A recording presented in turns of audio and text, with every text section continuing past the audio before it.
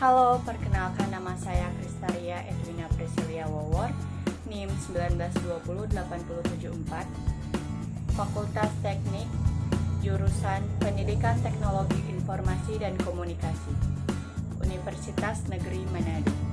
Saya akan menjelaskan materi-materi dari mata kuliah Manajemen Pendidikan Teknologi Informasi dan Komunikasi. Di dalamnya ada 8 materi yang nanti akan saya jelaskan. Materi pertama yaitu Manajemen Pendidikan Teknologi Informasi dan Komunikasi. Manajemen PTIK adalah suatu rangkaian kegiatan atau usaha yang dilakukan untuk mencapai tujuan pendidikan melalui tahapan perencanaan, pengorganisasian, pergerakan, serta evaluasi dalam kegiatan persekolahan, khususnya yang berhubungan dengan teknologi informasi dan komunikasi. Materi yang kedua yaitu manajemen sekolah dan manajemen kelas. Manajemen sekolah merupakan faktor yang paling penting dalam menyelenggarakan pendidikan dan pengajaran di sekolah yang keberhasilannya diukur oleh prestasi yang didapat. Selanjutnya, pengolahan kelas tidak hanya berupa pengaturan kelas, fasilitas fisik, dan rutinitas. Kegiatan pengolahan kelas dimaksudkan untuk menciptakan dan mempertahankan suasana dan kondisi kelas, sehingga proses belajar mengajar dapat berlangsung secara efektif dan efisien. Selanjutnya, manajemen kelas. Manajemen kelas adalah mengacu kepada penciptaan suasana atau kondisi kelas yang memungkinkan siswa dalam keadaan kelas tersebut dapat belajar dengan efektif. Materi yang ketiga yaitu kepemimpinan pendidikan. Kepemimpinan pendidikan merupakan kemampuan untuk menggerakkan pelaksanaan pendidikan sehingga tujuan pendidikan yang telah ditetapkan dapat tercapai secara efektif dan efisien.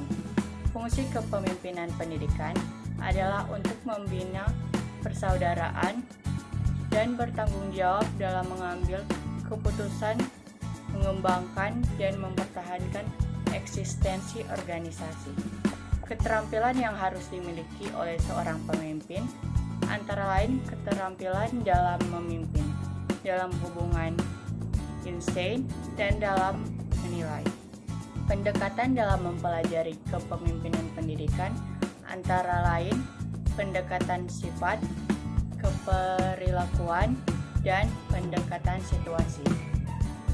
Pemimpin pendidikan adalah orang yang memiliki kelebihan untuk memengaruhi, mengajak, mendorong, membimbing, menggerakkan, dan mengkoordinasikan staf pendidikan lainnya ke arah peningkatan mutu pendidikan. Materi yang keempat yaitu Sistem Informasi Manajemen. Sistem Informasi Manajemen adalah serangkaian subsistem informasi yang menyeluruh dan terkoordinasi dan secara rasional terpadu yang mampu mentransformasi data sehingga menjadi informasi lewat serangkaian cara guna meningkatkan produktivitas yang sesuai dengan gaya dan sifat manajer atas dasar kriteria mutu yang telah ditetapkan. Pengembangan SIM canggih berbasis komputer memerlukan sejumlah orang yang berketerampilan tinggi dan berpengalaman lama dan memerlukan partisipasi dari para manajer organisasi. Semua sistem informasi mempunyai 3 kegiatan utama, yaitu menerima data sebagai masukan atau input, kemudian memprosesnya dengan melakukan perhitungan, penggabungan unsur data, dan pemutakhiran dan lain-lain. Akhirnya, memperoleh informasi sebagai keluarannya atau output. Materi yang kelima yaitu manajemen implementasi kurikulum.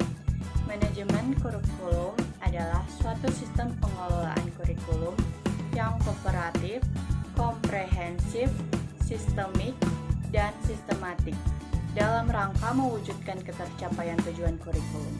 Selanjutnya, tahapan-tahapan implementasi kurikulum. Yang pertama, perencanaan atau planning. Yang kedua, pengorganisasian atau organizing. Yang ketiga, pelaksanaan atau actuating. Dan yang keempat adalah pengawasan atau controlling. Materi yang keenam yaitu manajemen peserta didik, tenaga pendidik, dan kependidikan. Manajemen peserta didik adalah pengelolaan terhadap segala sesuatu yang berkaitan dengan peserta didik, baik itu proses pembelajaran di dalam kelas maupun proses pengembangan potensi peserta didik di luar kelas. Selain itu, manajemen peserta didik juga mengatur kegiatan peserta didik mulai dari peserta didik terdaftar dalam suatu lembaga sekolah sampai ia lulus dari lembaga sekolah tersebut. Tujuan dan fungsi dari manajemen peserta didik adalah untuk mengatur segala kegiatan-kegiatan agar semua kegiatan tersebut dapat menunjang proses belajar mengajar di sekolah dan sebagai media atau wahana bagi peserta didik untuk mengembangkan potensi dirinya semaksimal mungkin. Tenaga pendidik dan kependidikan dalam proses pendidikan memegang peranan strategis terutama dalam upaya membentuk watak bangsa melalui pengembangan kepribadian dan nilai-nilai yang diinginkan. Dipandang dari dimensi pembelajaran, peranan pendidik yaitu guru, dosen, pamong belajar, instruktur, tutor, widyaswara dalam masyarakat Indonesia tetap dominan. Materi yang ketujuh yaitu manajemen peningkatan mutu pendidikan. Manajemen peningkatan mutu pendidikan adalah sistem atau cara yang dipakai untuk memajukan mutu pendidikan yang bersistematik atau terencana yang dapat berpengaruh terhadap pendidikan yang lebih baik dan berkualitas.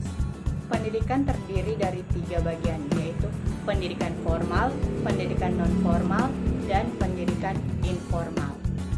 Materi yang ke-8 atau materi yang terakhir, yaitu materi supervisi pendidikan. Supervisi pendidikan merupakan kegiatan evaluasi bagi seorang guru terkait dengan performansinya di dalam dunia pendidikan. Supervisi pendidikan mempunyai 4 prinsip, yaitu prinsip pertama, prinsip ilmiah, prinsip demokratis, prinsip kooperatif, dan prinsip konstruktif dan kreatif. Sekian dan terima kasih.